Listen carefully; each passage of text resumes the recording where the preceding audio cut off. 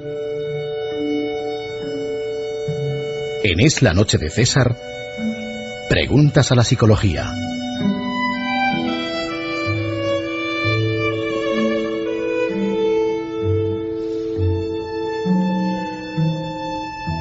Respiro 10 y 14 minutos de la noche. Pilar Muñoz, muy buenas noches. Muy buenas Un jueves noches, más. Adriana. Ya tienes a tus oyentes preparados para saber qué vamos a abordar hoy. ¿Qué vamos a abordar hoy? Y ya le adelanto a nuestros oyentes, Pilar, pues que, en fin, en la actualidad no solo están los conflictos políticos, los conflictos económicos, los conflictos sociales, también hay conflictos, y es de lo que vamos a hablar, en la pareja. Pilar, vamos a hablar de los conflictos de pareja y también del perdón como solución o como problema. Porque tú y yo hablábamos ahora fuera de micro y, en fin... Lo complicado que es. Entonces, vamos a empezar, si te parece, Pilar. Claro que sí. Preguntándote qué aspectos recurrentes están presentes dentro de la mayoría de los conflictos de pareja. Muy bien. Primero, hay que ver que hay dos situaciones, dos variables que inciden de modo muy directo en los conflictos de pareja. Cuando digo de pareja, no solamente me refiero a los conflictos en el matrimonio, sino en cualquier pareja que conviva. Esto es más propio, lo que esta noche vamos a tratar es más propio de parejas que estén conviviendo, o sea, no de novios, sino de parejas que estén conviviendo. Es decir, que ya se da la convivencia, la rutina, que ya han pasado todas las evoluciones y las fases que se tienen que pasar en la relación. Entonces, como decíamos, hay dos situaciones, dos variables que están jugando desde el primer momento muy estrechamente. Uno es la personalidad de cada uno de ellos y otro es el tiempo de la relación. Y las dos juegan a veces de manera un poco complicada. ¿Por qué?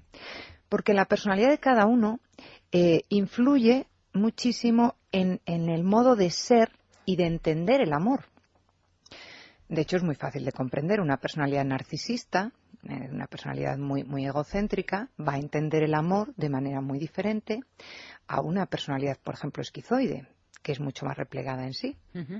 Entonces, el modo de ser de uno imprime el modo de lanzarte a tener un afecto al otro. Y también esa personalidad puede seducir, o sea, imantar o ser rechazado. Entonces, cuando tú inicias una relación es porque algo has visto en esa persona que sea complementario. Normalmente los demasiado simétricos, los demasiado iguales, no funcionan. Y los demasiado antagónicos tampoco funcionan. Lo ideal es el complemento. Bien. Una cosa es amar, saber tener el concepto de amar, que todos tenemos un concepto de amar, y otra cosa es saber amar. Eso es muy distinto, muy distinto. Saber amar, ¿qué implica? Tener unos mapas de inteligencia emocional respecto a las necesidades del otro. Y esto ya es distinto.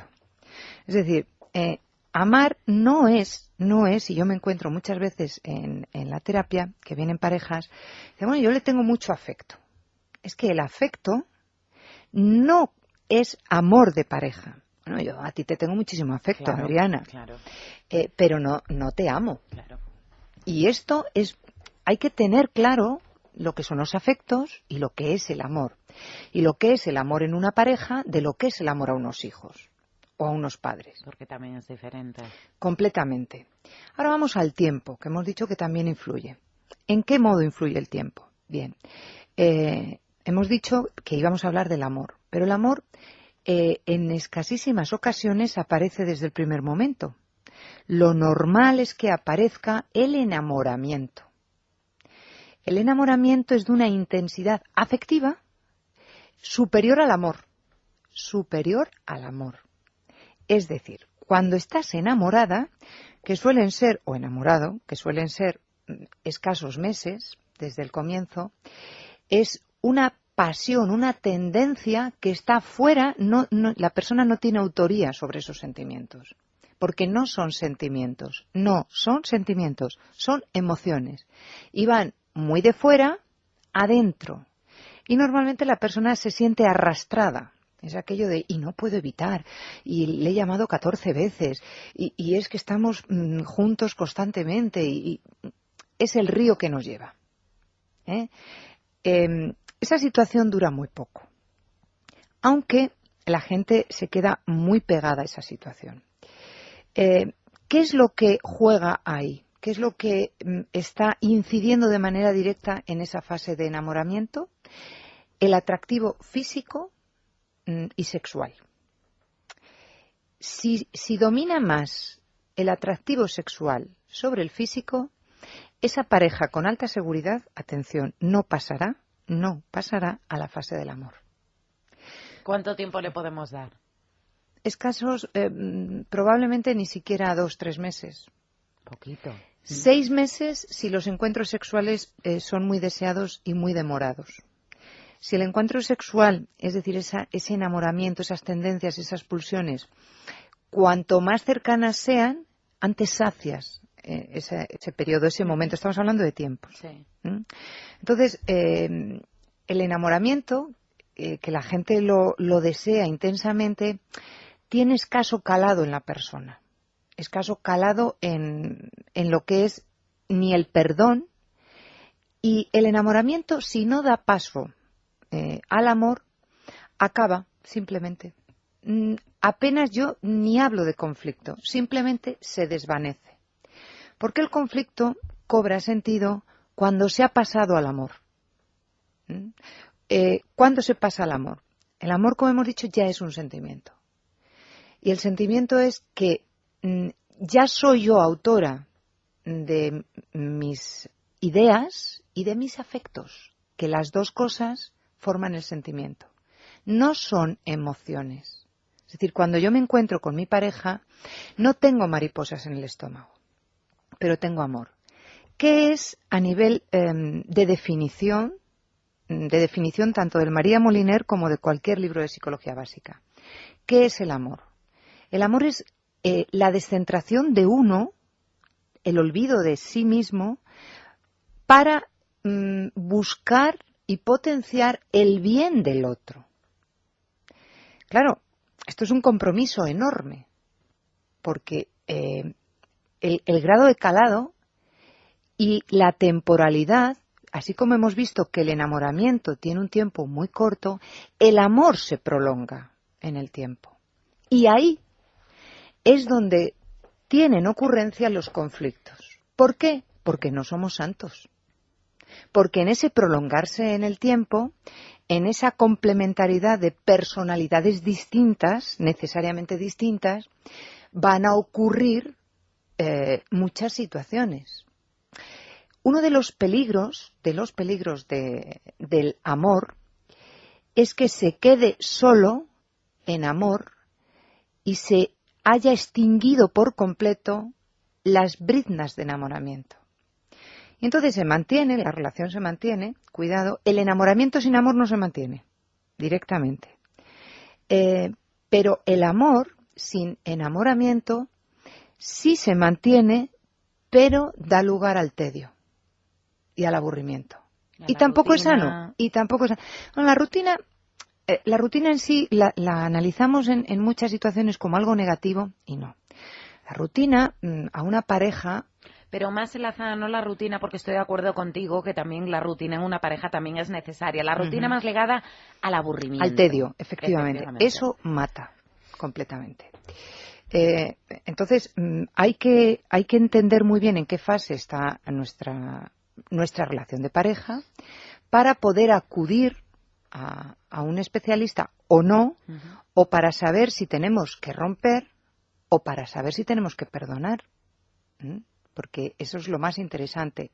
Ahora bien, ¿qué situaciones son las características en esta pareja que ya está en la fase del amor, que ya está prolongada en el tiempo? Es decir, prolongada en el tiempo es que va más allá de un año. Cuanto más años, más prolongada en el tiempo. Ojo, no necesariamente que hayan cumplido las bodas de plata, ni muchísimo menos. Es decir, ¿cuáles son las situaciones sin llegar a las extremas, que luego ya veremos, como por ejemplo la infidelidad, que eso es el ataque central a la nuclearidad del matrimonio. Totalmente de acuerdo. Del matrimonio, de la pareja. Sí. Es lo que más rompe. Y si se reconstruye de verdad, es lo que más une de por vida. Pero es muy complicado reconstruir de verdad. Bueno, vamos luego a eso, muy sí bien, que no te muy quiero bien. yo... Muy bien, muy bien. Pues entonces vamos a ver qué situaciones, y que seguramente que nuestros seguidores, pues si está en la pareja se darán codazos, pero esto es nuestro caso. Lo más característico es mantener un buen nivel de comunicación. Mantener un buen nivel de comunicación es comunicarse más allá de pásame la sal, baja las persianas y mañana han dicho que va a llover. No, porque eso es la rutina tediosa. El nivel de comunicación que además, para comunicarse adecuadamente, tiene que tener gotitas de comunicación emocional. Es decir, no podemos constantemente decir, es que me encuentro fatal, es que qué va a ser de mi vida, es que no puedo contigo, es que esto es imposible, porque eso asfixia, o sea, eso no es comunicación, eso es una comunicación muy demandante donde la otra persona pues puede estar en otra clave. Entonces la comunicación tiene que ser además oportuna, tienes que buscar los tiempos, o sea, no hay nada peor que estar comunicándose delante de un programa de televisión. Directamente es que la comunicación no porque no es va más que allá de segundos. le resta importancia. Y da gracias, claro. Además puede aparecer la suspicacia, no me estás haciendo caso, parece que te gusta la presentadora, pero ¿qué estás diciendo? Si es que siempre estás en lo mismo. Otra inoportunidad es justo cuando pues va uno a la cama y el uno tiene insomnio y el otro está que se muere de sueño. Por cierto, cariño, te tenía que decir y no tienes otra hora, tú siempre lo mismo. Claro, pero esto son... vamos haciendo unos substratos de malos entendidos que si no se trabajan oportunamente y no hay unas personalidades comprensivas, maduras, pues puede generar en una ruptura cuando en realidad no es causa de una ruptura. Vamos a otra.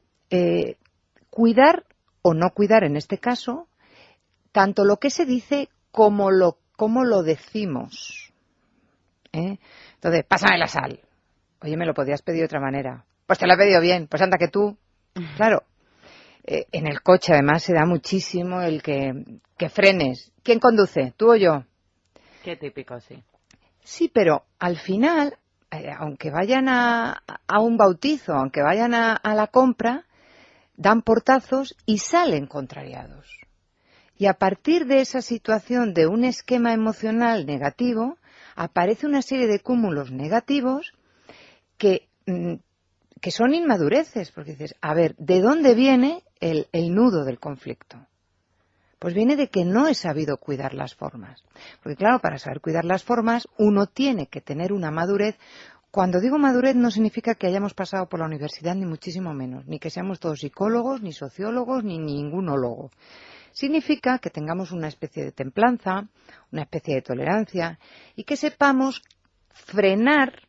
Porque ese es el siguiente, cuidar los círculos viciosos. ¿Qué significa? Que aparecen emociones básicas. Si aparece una emoción básica tuya, de por ejemplo, Pilar, has llegado tarde, a mí me vas a generar o la emoción básica del miedo y voy a huir, o también mi emoción básica de la ira y te voy a agredir. Y de ira a ira, 2 iras. Y luego a ver cómo salimos. Claro, esto... pero es muy fácil, por ejemplo, cuando la pareja no tiene buena comunicación, no hay tiempos y cuando se da, atención, la comparación y la competitividad. Es que vengo cansadísimo del trabajo. ¿Me lo dices a mí, que trabajo más horas que tú? Porque, perdona, pero en mi oficina, o sea, para problemas los míos. Claro, eso es una escalada que ahí, ¿dónde pones el punto? Pues lo tiene que poner. Si uno está desbordado, que además se llama una situación de tensión, de ira por derrame emocional, el otro, si tiene una personalidad madura, tiene que saber frenar la situación, diciendo, bueno, te entiendo, vale, dejémoslo aquí, ¿qué te parece? O si quieres me voy a leer un rato y cuando estés... La otra persona que está en fase de ira, en una emoción así, normalmente le va a seguir. porque se activa con la sola presencia. Entonces hay que tener muchísimo cuidado porque la variable tiempo, a más tiempo que lleve el matrimonio, más fácil entrar en esos círculos emocionales negativos. Claro, aquello se perpetúa. Atención, porque no estamos diciendo que en este amor, conflicto, enamoramiento, discusión, no solamente es la pareja, sino todo un escenario. Están los hijos, están los vecinos. Es decir, que pertenecemos a todo un sistema. Otra situación importante es cuidar o no cuidar los detalles. Por ejemplo, es muy típico que me cuentan señoras, esto es muy costumbrista, pero es así. Es que me fastidia un montón que se meta en la cama y los pies fríos me los ponga encima. Es que se lo he dicho 1000 veces. O por qué no es capaz de recoger o sacudir el mantel, es que es por fastidiar. Hombre, pues estos pequeños detalles que no llevan, o lo típico, que cierre el bote de gel de la ducha, por Dios. O la pasta dentífrica, por favor. Bueno, pues efectivamente el no cuidar los detalles va amargando la relación. Y son pequeños actos de generosidad que no implican gastos de ningún tipo. ¿Pero qué implica? Implica mirar al otro. Es decir, darse cuenta, hemos dicho que el amor, en la definición más sencilla, era buscar el bien del otro. Si buscas el bien del otro, te descentras de ti, casi nada, y te obligas a mirar a través de los ojos del otro. Bueno, pues que le gusta, pues mira, te he preparado hoy esta tortilla de quesito que te gusta, ¡ay, gracias! Cuando tienes ese detalle... Los detalles, los pequeños detalles. Exacto. Ves que la otra persona te lo agradece. También la reconquista, por claro, decirlo de alguna manera. Claro, y la conquista no es con grandes esfuerzos económicos, ni ni muchísimo menos. Pues mira, te he puesto las zapatillas pues a las 6 de la mañana, un día de frío, calentitas aquí. Ay, no sabes cuánto te agradezco. O sea, ese ay, como muy de... Te agradezco todo tu ser. Eso es lo que va generando no el enamoramiento, sino el amor. Entonces, eso implica que cuando haya un gran conflicto del estilo de, porque creo que vamos a entrar ya a matar. Infidelidad. Exacto. Verás. De perdonar. Perdonar. El perdón es un gran misterio que solamente tenemos los humanos y que es anterior y posterior, es decir, es un gran misterio que va más allá, es un eidos, es decir, una forma que va antes que el intelecto. El perdón, cuando está tan dañado, es decir, se pone en marcha cuando la pareja, el nosotros, la comunalidad, se ha quebrantado. El conflicto más grave de la pareja es la infidelidad. Y nos imaginamos una balanza y la parte simétrica que debe ser una pareja se ha descompensado. Se ha descompensado y además está herida de muerte. Es decir, se puede romper. ¿Por qué? Porque el nosotros ha sido traicionado. Porque ya no somos un nosotros, sino eres un tú que no ha tenido en cuenta a mi yo. Y se pone en marcha el perdón. ¿Cuándo se pone en marcha el perdón? Cuando te cuestionas que no quieres romper, sino, o sea, si de entrada, claro. Si de entrada dices, mira, yo por aquí no, pues evidentemente está solucionado. ¿Tiene unas consecuencias después? Sí. Y te voy a decir por qué. La infidelidad, es decir, es la traición más grave de una pareja, siempre lleva dos respuestas. Y siempre son dos, porque la tercera no es personal. Uno, o odias, tienes rencor, deseos de venganza, de ira, y entonces abandonas, pero eso tiene unas consecuencias para ti. Que normalmente pones banderillas negras a la persona que te ha traicionado, amargándote tú o metiéndote en líos más graves. Diciendo, pues como tú me la has hecho, yo te la voy a devolver más grande. La que sales perdiendo eres tú. Siempre. O sea, las consecuencias de no trabajar bien una infidelidad siempre están servidas. La otra respuesta es la comprensión. Cuidado, que no es moneda de confesionario lo que estoy diciendo esta noche, ¿eh? Es absolutamente protocolo de psiquiatría. Me estoy basando en el doctor de las Heras, en el doctor Steifer, es decir, que tiene un peso y una evidencia clínica.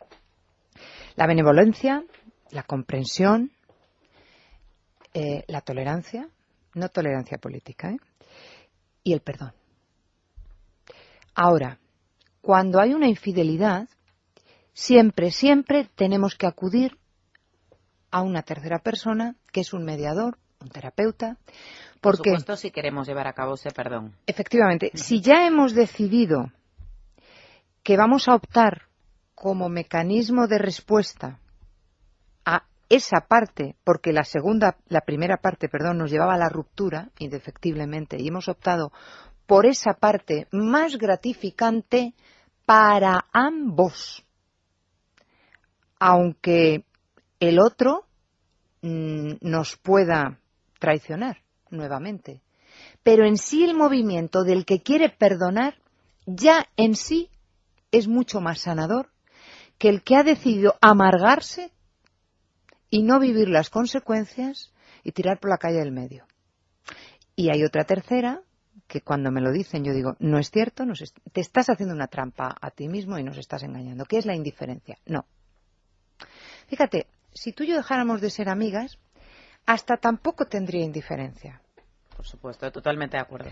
Porque la indiferencia es, puedo mantenerme indiferente ante determinadas cuestiones sociales. Es decir, no hay un afecto, no hay una intensidad. Pero a una persona que has querido, que has tenido ese afecto, como tú bien dices, es que solamente te lleva a dos respuestas, a la negativa o a la positiva. Efectivamente, o le quieres o le odias, no hay más, pero no eso hay no es la indiferencia, efectivamente. Ahora que has dicho el odio, el enamoramiento, que es una pasión, hemos dicho que nos lleva, del amor, de ese enamoramiento como muy pasajero, el siguiente paso, si no se cumple y se acaba mal, es el odio. Pero cuando ha habido amor de verdad, cuando digo amor de verdad es que se han querido y por una infidelidad, no voy a justificarla en modo alguno, ¿eh?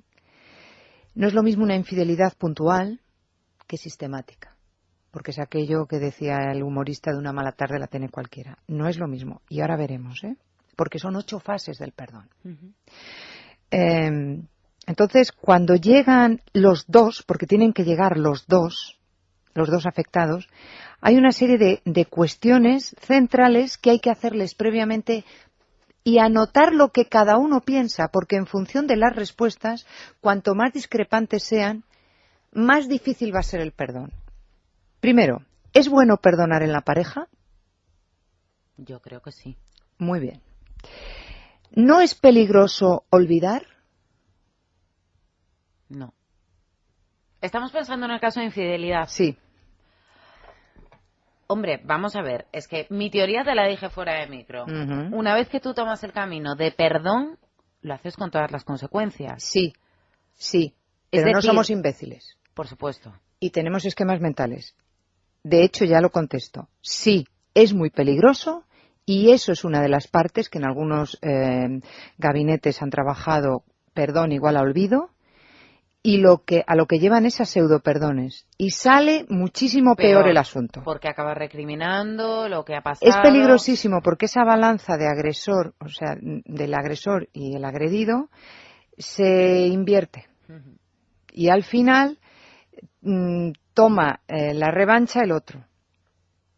Y se invierte porque, claro, el que ha traicionado, el infiel de primeras, es una relación de abuso. Se ha puesto por encima. Ha humillado al otro. Si olvidamos, entonces este dice, cuidado que estoy olvidando y te las voy a hacer pagar. Entonces, es peligrosísimo olvidar. Es que además no podemos olvidar, porque somos animales memoriados. Siguiente pregunta. ¿Es incondicional el perdón? Yo creo que no. O depende de la situación. A la persona es incondicional. Estamos hablando de la persona amada. Por supuesto que yo a ti, el perdón hacia ti no es incondicional. Hacia mi marido sí. Es decir, Las figuras son diferentes, sí. puedo romper con él porque veo que la situación de desequilibrio sigue mantenida. Ahora, el que yo te haya elevado a ser humano con dignidad es mucho más allá que la humillación y vejación que me has hecho. Por supuesto que decido romper esta situación, porque no podemos vivir en este desequilibrio, porque yo tengo que recobrar mi dignidad y tú la tuya. Pero mi perdón como persona que ha compartido una biografía tan íntima conmigo que hemos formado nosotros debe ser incondicional. Es una cuestión con matices filosóficos, pero a nivel de emociones a mí me sitúa en un plano muchísimo más balsámico y de mejor construcción del ser que es que ni te perdono ni te olvido. Esto está muy bien para otras cuestiones más sociales, más políticas, pero en la pareja no. Aunque se rompa, ¿eh? Siguiente, ¿solo se puede perdonar cuando se pide perdón? No. Cuando se pide perdón, No, efectivamente. perdón, no. El perdón... Obras son amores, Ahí, ¿qué diríamos? exacto. El perdón, hay personas que, por ejemplo, los alexitímicos, que son analfabetos emocionales, que les cuesta muchísimo trabajo demostrar el afecto y mostrarse.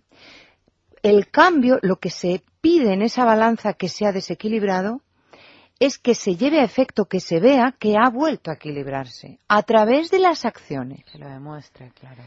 Hay personas que piden perdón y es un perdón inauténtico. Y pueden pedir perdón las veces que sea, porque es una fórmula de cortesía, de protocolo. Pero esto no es así. Es decir, el perdón no necesariamente hay que pedirlo. Hay que demostrarlo. Ojo, hay que pedir perdón y ofrecer el perdón. ¿No es el perdón, vamos con otra, un instrumento conservador de los problemas? Claro, le perdono, y entonces, ¿cuántas más me las va a hacer? Es que no estás perdonando. Es que si estás planteando esto, ¿estás planteando un equilibrio? O ya de entrada dices, es que si te perdono, no yo tengo tipo desconfianza. De claro. Exacto. Es que el perdón significa que una vez evaluado el daño infligido, y además el daño infligido en esa fase, que además es una cosa que muchos terapeutas se equivocan, en esa fase lo que hacen es dar mucha ternura y mucho mimo. No. Y he adelantado una de las fases. Tiene que salir en terapia el daño tal cual. Y tienen que decir tacos. No, esto es imposible. Estoy hasta...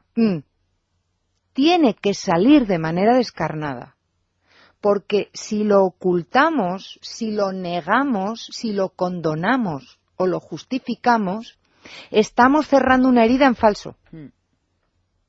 Y esos son los pseudoperdones. O las sobrevaloraciones o delirios. Bueno, tampoco es para tanto. El agresor o el agredido.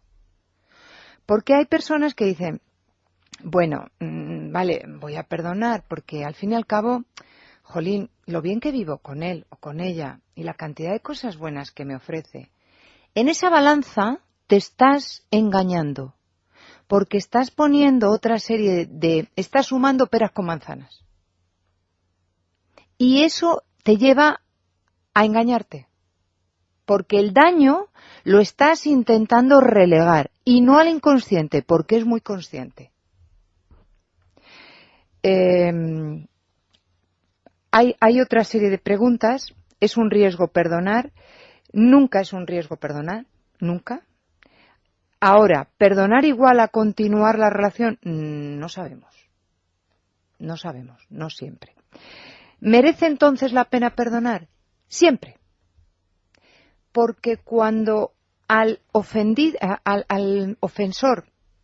al agresor, lo perdonas, ¿lo implicas más en el compromiso de cambio? Infinitamente más. Porque estás apelando a su madurez y a la responsabilidad. Aunque no siempre lo consigas. Si no lo consigues, es decir, se puede perdonar una infidelidad, es difícil y hay que sanarla bien, desde la raíz. Si esa persona per se es infiel, estamos hablando de uno de los difíciles de amar, que hablábamos una vez tú y yo, que eran las personas promiscuas, los Don Juanes. Entonces, esas personas son imposibles de tener amor, de recibirlo y de darlo. Ellos van, bueno, salpimentando su biografía con enamoramientos, con pasiones, que además van del enamoramiento al odio. Pero la persona que ha perdonado, o sea, es bueno, siempre merece la pena. Porque dices, bueno, yo, fíjate, aunque la persona dice, bueno, pues me la ha vuelto a jugar otra vez. Pero emocionalmente la persona que ha trabajado por esa pareja hasta el final, es un adiós limpio. Es un adiós reparador. Y sobre todo que cuando cierra la puerta de su casa, no tiene necesidad de barrenarse personalmente. Porque la persona que ha cumplido las fases ha sacado el daño, lo ha mirado cara a cara, lo ha puesto delante del agresor, lo hemos mirado los dos. Lo que ha evidenciado es, bueno, ahora te toca a ti ese movimiento de aceptar el perdón, que lo tienes. Pero en ese perdón significa que tú tienes que modificar para que se restablezca la esperanza del nosotros. Y una vez que se restablece, es decir, que la pareja ha comprendido, primero que ha sido mirado el dolor, el daño, y después el ofendido y el ofensor cobran la misma importancia, tienen la misma oportunidad de caminar al igual, sin ojo que cuando me la juegues mínimamente o ándate con cuidado y ahora me tienes que sobrecompensar. Sin rencor, al fin y al cabo. No, es que es muchísimo más. Es que es una igualdad total. Nos va mucho, hay muy pocas parejas que estén dispuestas a perdonar, pero las que están dispuestas y se meten en estas fases, es una cantidad de sentimientos, siempre en modo positivo. Empiezan fatal, van muy revueltas, pero al final lo consiguen. Y además lo consiguen no de un modo varita mágica. ¿Y de qué plazos estamos hablando? Supongo, por supuesto, varía, pero estamos hablando de un año. De un año. Un año. Dependiendo luego de la construcción, porque además las parejas luego tienen que hacer ejercicios, conjuntos y en solitario. Me estoy acordando en concreto 2 parejas maravillosas, que si alguno me está escuchando les mando un saludo porque ha sido maravilloso, maravilloso. Y el terapeuta que te asomas a esa ventana única, que además te puedes asomar de manera indiscreta o de manera como si fueras el director de orquesta, y para nada, tienes que meterte con una cautela de orfebre porque a lo mejor en vez de sanar lo que haces es dañar. Yeah. Pero yo invito a todas las parejas que estén en esta situación que antes de romper o de agarrar el camino equivocado de la venganza y del odio, hagan de verdad, las fases auténticas del perdón, no el pseudo perdón, porque al final complica más de lo que resuelve. Pilar, lo tenemos que dejar aquí, cielo. Ha estado estupendo, bueno, como todas las secciones y todos los jueves. Lo sabes bien. El jueves que viene ya con el director de este programa, y querrá, seguro que querrá. Gracias, como siempre, Pilar. Siempre. Hacemos una pausa y volvemos con otro tipo de conflictos. Señores, los de la pareja los dejamos a un lado y volvemos pues con los políticos, económicos y sociales.